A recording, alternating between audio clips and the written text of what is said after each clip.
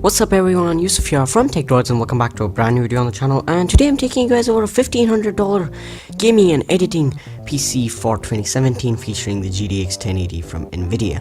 So it's a beast of a performer in gaming and editing as well. So yeah, drop this video a big thumbs up, and all the parts mentioned in this video will be linked in the description to Amazon US. And those are affiliate links as always, so yeah, if you want to help the channel out, buy from those. With that being said, let's get to the performance, the parts that make it all possible.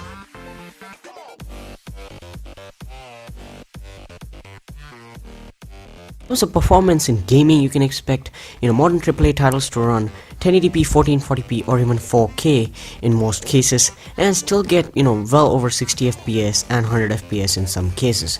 So if you're playing at 1080p and 1440p, the frame rates are going to be higher, but the quality is going to be a little less. But when you crank it up to 4K, you're going to see the full potential of this PC, where you're playing GTA 5 Battlefield 1 at 4K and still getting 60 to 80 FPS without any trouble. And if you are willing to crank down the settings a little bit, you'll still be getting some really good playable frame rates. Now moving on to that older titles such as CSGO, Minecraft, League of Legends, Dota 2, World of Warcraft, you're seeing 4K 100 FPS all over the place. So across the board, superb buttery smooth performance. Now why this PC has a GTX 1080 and a really good CPU from Intel is because of productivity and editing. So you can expect 4K video editing and After Effects and Premiere and anything you want to run smoothly with good playback and all that good stuff. So yeah, editing is going to be one major aspect of this PC. So with performance out of the way, let's get to the parts that make it all possible. So for the CPU, I have the Intel Core i7-7700K. It's an overclockable 4-core or a quad-core CPU of the LG1151 socket type. Comes clocked at 4.2 GHz, so it's overclockable and takes only 91 watts of power. And comes inbuilt with the Intel HD graphics 630 and retails for $300. Now it does come with a stock heatsink, but if you have any plans of overclocking this one, you have to get a cooler. And for the CPU cooler, I have the Cooler Master Hyper 212 Evo. Now it's a $25 reliable CPU cooler with a 120mm PWM fan. Now you might say a $300 CPU and a $25 fan, but I'd say it's better than that stock Intel heatsink and can handle some decent overclocking. But if you're not into overclocking, anyways, get the CPU cooler. It'll still keep the CPU cool, and the noise on this fan is also not that much, so yeah, you'll have no trouble, and it's a really good experience for $25.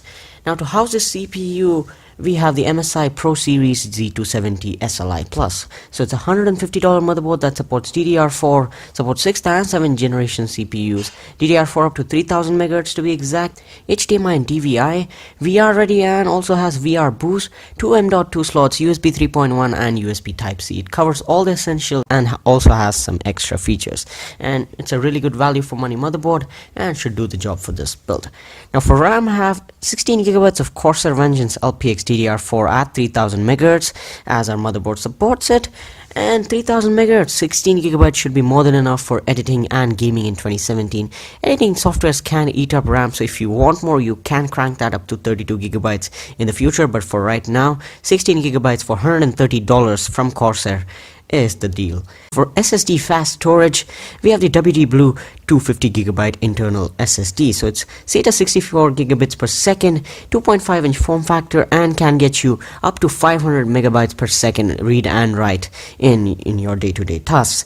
Now also for mass storage, we have the Seagate Barracuda 2TB SATA hard drive at 7200 RPM. The SSD cost $89 and the hard drive cost $65. So both really good value for money, and SSD is always necessary in an editing build. The power supply, I have the EVG 700 watt 80 plus bronze certified, so 700 watts should be more than enough for this PC. And again, you'll have some headroom left, so you can do some upgrades in the future, maybe run some SLI configurations and do all that crazy stuff.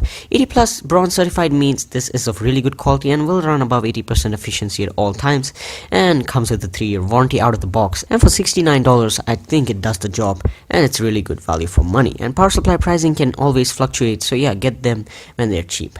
Now for the graphics card and the powerhouse of the build, we have the Zotac GeForce GTX 1080 AMP Edition, 8GB of GDDR5 Comes with 8GB of GDDR5X, VR ready, 4K ready, boost clock of 1822 MHz and memory clock of 10,240 MHz. Works on a 256-bit memory interface. Comes with one HDMI, 3 display ports and one dual-link DVI. And for $569, I cannot complain. Now for the case, and to wrap this build up, we have the Thermaltake View 27 Snow Edition. So it's a mid-tower ATX case, 4 LED fans pre-included. It has a lot of space, looks really good, and also has some cable management space.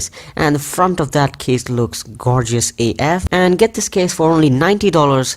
I know it's kind of steep, but yeah, it's a $1,500 build, so you want it to look good with that clear side plate. You want to show off that 1080, you want to show off all the parts that you have in your build. And that wraps it up, guys. The $1,500 GTX 1080 editing and gaming PC build for 2017. And yeah, if you enjoyed, give this video a massive thumbs up, get subscribed to TECHDROIDS, and all the parts mentioned in this video were linked in the description to Amazon US, and those were affiliate links, so yeah, check them out, buy from those to help the channel out and help me make more videos, and I'll catch you guys in the next one. Peace.